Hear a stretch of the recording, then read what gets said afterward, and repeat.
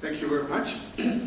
Yeah, I was until yesterday in the United States, and when my last station was in Florida, and so I figured I might bring some good weather here to Holland, and I think that was pretty successful.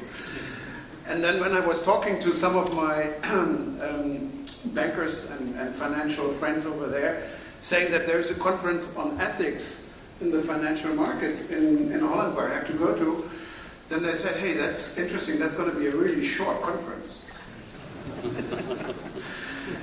But, well, I think, and that was very, very good. I would just sort of continue what Mr. Küppers was saying, because I read also this interesting study from the Zurich University, I think it was, with 150 bankers put on the left and on the right side, etc. And that really fascinated me. And since we are working in the Unia PAC organization as Christian entrepreneurs, I think, hey, this is really a topic we should address, because we are entrepreneurs, and when we are working in the financial industry and in the banking industry, then we have a special responsibility.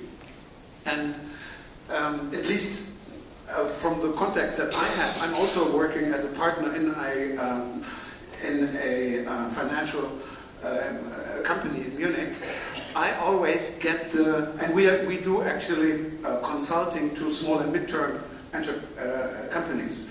So, and what I get from a reaction from these companies is strictly that they say, I do not want to work with banks anymore. So we do the financing ourselves. We organize ourselves. We go to our neighbors. We go into our cities. We know people, and they have money, and we don't get any interest anyway when we deposit it. So why not investing it somewhere? And all they are concerned about is how to improve let's say the regulation, the regulatory framework to make startups, ventures, and other ways of financing of I would say innovative financing possible. And so I thought, being Unia PAC and being now on the European thinking, that's probably something that's worth working for on the European level, because in Europe we have some countries that are already pretty much open to market ideas, but others are fairly behind, obviously. And then I thought, good, this is a good topic also to discuss here with you, and I'm very, very thankful that we can, here in Holland, in this marvelous place, start these ideas on a European level. So that means we have to make sure that Europe is not going down the drain. And that has many complex aspects, of course. I would like to limit myself to very few, very concrete suggestions. On three levels, of course. As a Christian, we have the individual level, that this is our ethical belief and behavior. This is something that each of us is cultivating more or less himself. He can do more or less about this. But coming to the next level is the company, or in this case, a financial organization, a financial bank, or wherever you're working. And I think there are basically, I think, 5 ideas that struck me and that I thought was interesting enough to present to you. And I'm willing to bring these aspects also in the other European countries with Unia PAC Europe. And one is, of course, what you do here in Holland, the professional oath. I think this is a wonderful idea. And it should be only, and this is another thing that I noticed in America, that when I talked to my friends about this conference, they said, yeah, all the bankers in America, there are very few of them who ended up in jail. So there is, and from the other side of the Atlantic, there is the idea that they have paid, of course, lots of fines. The JP Morgan paid $50 billion in the last 3 years, from 12 to 14, due to certain reasons. But it was only 27% of their profit, so it was not really hurting them. Bank of America got fines of 91 billion in these years, and taking off 70% of their profit. So that was already a little bit more. But the next one is HSBC. 10 billion, it was only 8.5%. Goldman Sachs paid 5 billion, it was only 6%. Barclays, England, paid 10 billion, it was 20% of the profits. Deutsche Bank paid 7.7 billion, it was only 25%. Lloyd's in London, Lloyd's GB paid 17 billion, that was 74%. And Citigroup USA, 10 billion, 48%. So that was, some banks were probably influenced by it, but not really hurt. Two banks were really hurt. This is UBS, Switzerland, they had a negative result of 1.3 billion, and that was increased by another 5.7 billion, up to 7 billion loss. And the Royal Bank of Scotland, they had already a loss of 43 billion, that was increased by 11, so they ended up with 55 billion at the end. So this is the latest statistics, and this expresses what you already also described, and the speakers before, that there were many individuals for apples, but there are not only for apples, but as you say, the barrels.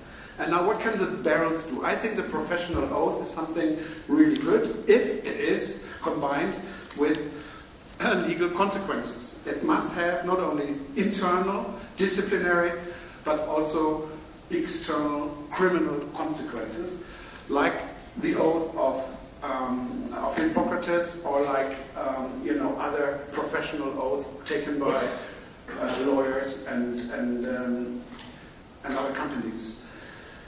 And then I think that's only the beginning. It is internally to change the business culture. But when it comes to the entire culture of a financial organization, then next thing is ethics training.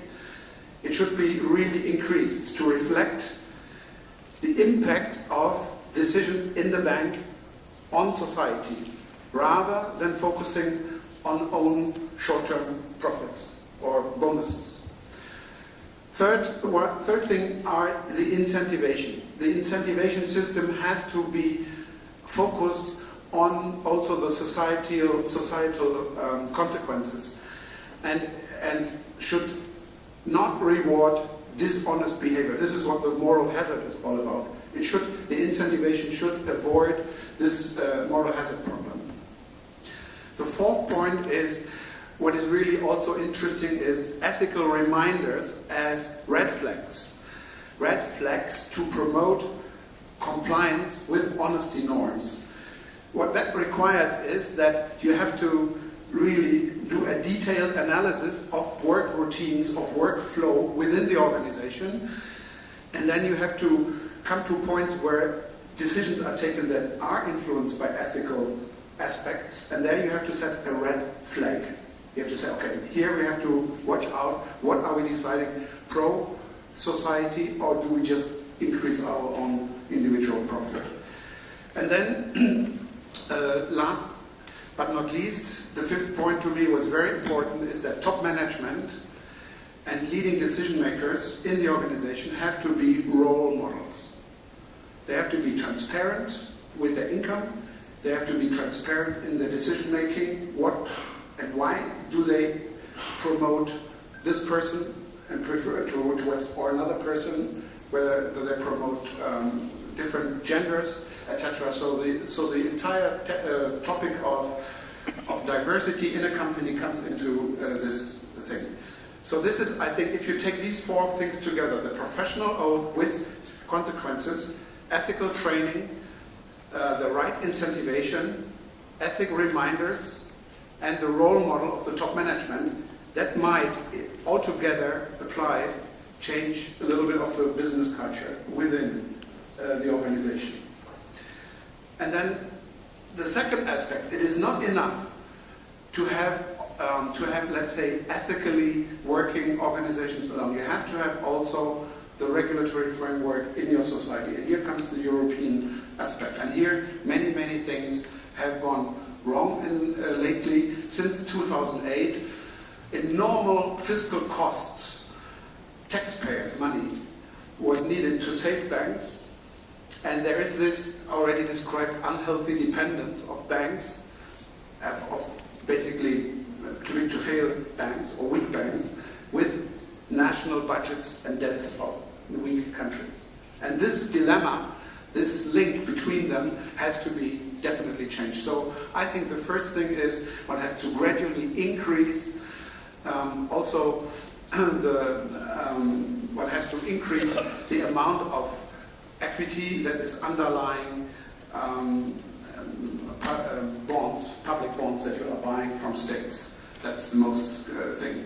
But the systemic crisis of the past has to be avoided in the future, so one has to do more than just this. And you can read in today's and in many other statements of politicians, also of Mario Draghi, that he thinks that governments should also play their roles, their proper roles, in reforming those European countries' societies that I've been speaking about. That the bankers, the central bankers, as well as the banking system itself can only support the real economy, and it cannot in itself save the real economy or the political system. Okay, coming to the points that need to be done to improve the regulatory framework. First of all, very, very generally speaking, I think through quantitative easing in all countries, there is a global over-liquidity. And this over-liquidity is not carefully reflecting the values of the real assets in the world. So that has to be connected again, like when the dollar was pegged to some sort of gold or something. So you cannot just do quantitative easing and then think that the problems are solved. Secondly, member states and governments have to restructure their economies and regulate financial markets. We already said that. The mutual dependence of debt financing states and banks buying government bonds has to be finished. I already said that. The fourth point, there has to be an insolvency rule for too big to fail and system-relevant banks. Better one than we have right now. I think up to now we have only 50 billion rescue at the end, which is by far not enough. Fifth point, I already said, more equity in the balance sheets of financial institutions. Sixthly, government bonds are to be weighted according to their true risk, which is not the case. Right now we are navigating without a compass. That was already said today. Seventh, control of financial institutions should be established outside the European Central Bank. There are many good articles on this now in papers in Germany, where in Frankfurt, where they're really seeing are they doing monetary policy or are they rescuing banks? And that is a conflict of interest. Finally, and consequently, it is necessary to reinforce the basic legal rule, pacta sunt servanda. And since this is Latin, I think everyone in the Mediterranean world should understand. And member states, governments in Europe are breaking this rule every day, not only Mediterranean governments, unfortunately, because of political reasons for survival. I think this is impossible, and this is a problem in democracy. If the government is losing out in a crisis, then it cannot be that they take on more debt in order to make more promises to be re-elected. And that's the big fear with the low interest rate policy of Mario Draghi right now, that governments are tempted not to do their necessary homework and reform work, but that they take on more debt. Okay, and in order to effectively reinforce this rule, pacta sunt servanda, it is ultimately necessary, in my view, to have a European constitution as a framework for all institutions and players in the European markets. You all know that we are only working on contracts. It might be the Maastricht contract, it might be the Lisbon contract, they're all very fine, but we don't have a constitution, and we don't have a and our constitution, or we don't have a European constitution, and I think this constitution should be based on the principle of subsidiarity. And here comes again in our Christian belief. Subsidiarity means 5 levels: individual level, community, region, member state, and then last, the European level. And not from the European level, starting big organization and then forcing small regulations on individuals. So I think also we as Unia PAC, or as Christian entrepreneurs, we can give here some input. And I also think that such a constitution should install full democratic parliamentary control of all European government institutions. It should ensure direct voting. That's the strength of the Swiss system.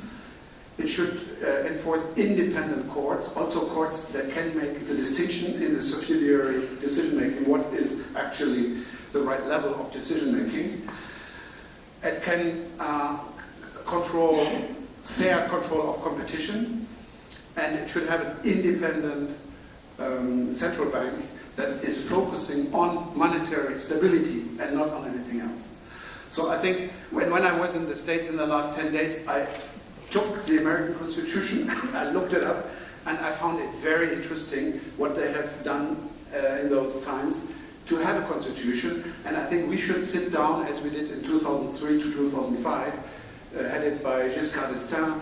And I know that unfortunately also Holland and France at the time said they don't want this constitution, but it seems that they didn't want it for national reasons, to be against the government, but not that they would not support the European constitution. Okay, to conclude, I think that the rules of the game in Europe have to be, first of all, adjusted.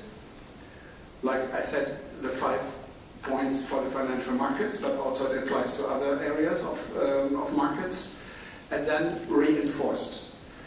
That means we have to reinstall again the principle of responsibility, and here Socires has responsibility in its logo, so I think Socires is really on the right track with this. So the principle of responsibility applied, that's the right way to go.